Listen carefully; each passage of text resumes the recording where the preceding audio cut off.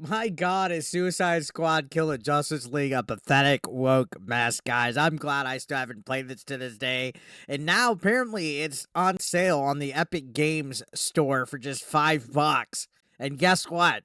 I'm still not gonna fucking play it because this game is garbage. It's garbage. And once again, we have proof that another Sweet Baby Inc. game completely crashes and fucking burns, which is outrageous when you sit down and think about it. They literally have Batman, DC Comics here, and it fucking fails. And you know why? Because they've done other bullshit like Mrs. Freeze, and just instead of worrying about a good game, they make a fucking ugly looking subpar piece of trailer park trash that doesn't belong in gaming at all. That's what wokeness does. But yeah, now the $100 deluxe edition is now on sale on the Epic Game Store for just $5. And guess what? Nobody's gonna fucking buy it. This ain't gonna save the fucking business, right? The business is not saved. So let's take a look at this article from the Park Place. It's fucking wild to think about how far this has gone down. Just $5 fucking bucks, right? And this game is literally like the game that caused all this fucking Sweet Baby Inc. backlash. Like, this is the fucking game that Cabrutus Rambo was posting about, that everybody was just trashing, and then Kim Belair and Sweet Baby Inc. just came out and was trying to fucking defend it. So this is the game that started out. Imagine a world like a Mandela effect timeline where Suicide Squad wasn't a thing, or another one where Suicide Squad was not a failure. That would be wild. And I think this game has single-handedly caused an aftershock in 2024 where people are just rejecting this whole concept of making games for a modern audience, because it doesn't exist, guys. I'm sorry, it doesn't exist. So this says, set in the beloved Arkhamverse, Kill the Justice League is one of the most epic video game fails in history. Yeah, it's bad. Apparently, it lost Warner Brothers an estimated $200 million. $200 million. That's half of what Concord fucking apparently lost Firewalk Studios and Sony. But continuing on, it also caused mass layoffs. And apparently it was heavily influenced by Kim Belair's Sweet Baby Inc. So much so that the controversial narrative consulting firm had its own marked section of the game's end credit sequence. So you can see right here, it literally has a Sweet Baby Inc. whole section right here of nothing but fucking woke activists that cosplay as consulting firms and infect the gaming industry with this woke mind virus that is just garbage. It's garbage, guys. But yeah, here's a screenshot from the end credit scene, and still, even though this game is just $5, I'm not fucking playing it. I'm not playing this crap. Continuing on, this says the Digital Deluxe Edition launched at a price of $100. It features Justice League outfits for the squad, 3 notorious weapons, 4 weapon dolls, 1 battle pass token, and 4 color swatches. Yeah, that sounds fun. That sounds worth $100, guys. That sounds like $100 worth my fucking, wallet suffering and a waste of money. The $5 price point is only available in the Epic Game Store. Steam, PlayStation, and Xbox stores still list the title at $99.99. Imagine spending that much. I want to meet one poor soul. I want to meet one poor soul that paid $99.99 for this game. Please show yourself. Show yourself, please. Additionally, only the Digital Deluxe version is $5 on the Epic Game Store. The base version of the game is still listed at $69.99. So yeah, apparently the base version of the game is still full price. Weird that they did that. Imagine accidentally buying the base game, going to the Epic Game Store and buying the base game. Yikes. So yeah, this basically constitutes a whopping 95% off the original price, which is practically unheard of for a game that's not even a year old. Yeah, guys, this game came out this fucking year. It's like in what, month 10 that it's been out? It's had two seasons, maybe going on 3. How embarrassing, with a DC franchise attached to it. How goddamn embarrassing. Ridiculous. Absolutely ridiculous. Now, this goes on to say, when you look at the current concurrent player count on Steam, you start to realize why retailers are essentially giving this game away. Suicide Squad Kill the Justice League has an all-time concurrent player record of 13,459 players on Steam.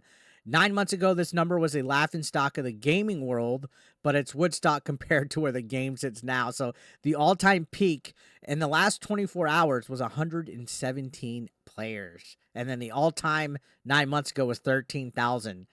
Look how bad the player base has dropped. At the time of this screenshot, 84 people were playing. This is bad. This is abysmal numbers, guys. And I love the Steam database because it exposes so many of these fucking games like Dustborn, Concord, Suicide Squad, Dragon Age Veilguard. I mean, it exposes every single one of these games to where it's like, who are they making these games for? Because you always hear the wokies say, you rage bait right-wing grifters are just upset that games aren't catered to you. They're not made for you. They're made for marginalized people that, they need representation too. Okay, you're making millions of dollars behind a game's development to have 84 fucking people playing it a year later? Where's this modern audience? Please, somebody inform me. All right. My old joke is I feel like John Travolta, that meme where he's looking around. Somebody inform me where the hell this modern audience is at. Can somebody please tell me where this modern audience is at that has not been supporting any of these fucking video games that fail? Oh, the chuds are just desperate for these games to fail so they could say that it's what. No, okay.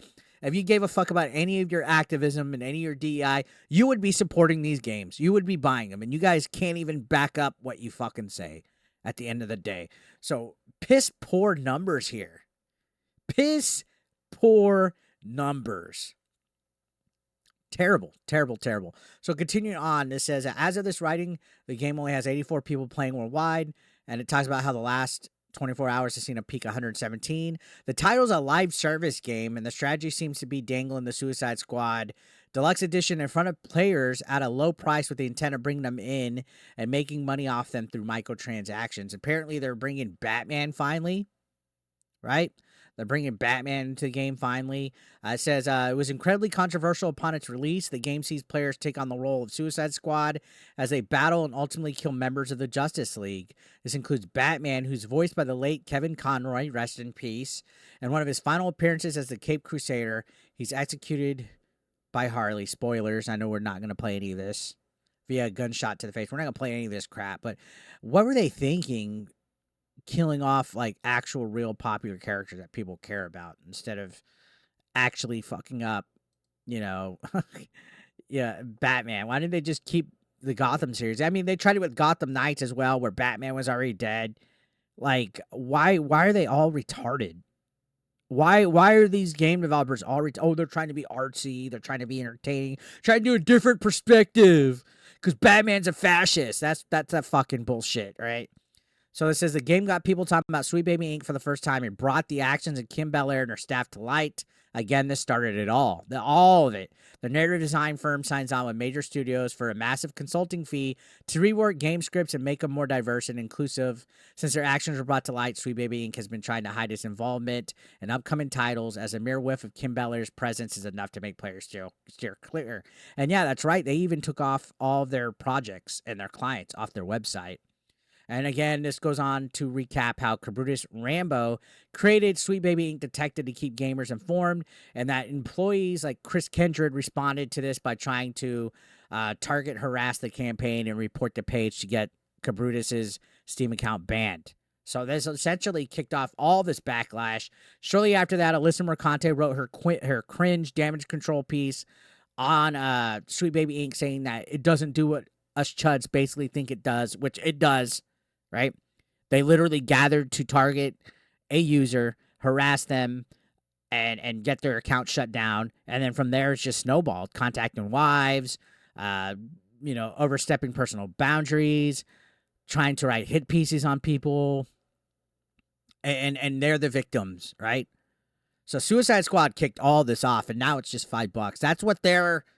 That's what their whole reason for living has lowered down to, guys. It's just $5 fucking bucks.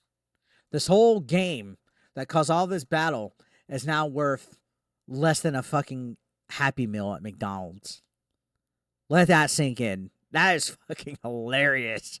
All that woke ideology and narrative pushing and trying to shut Cabrutus, all for naught, because your game is still going to fail even at a $5 price point. You guys are fucking fags, and you guys suck, and you guys are disgusting.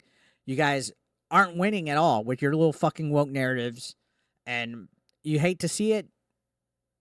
You hate to see how vile some of these companies can be, but then you love to see when it's failed so bad that they have to sell this, practically give it away for $5. So what do you guys think? Let me know your thoughts in the comment section down below. Subscribe if you're brand new. I'll see you on the next one. Thank you so much. Take care.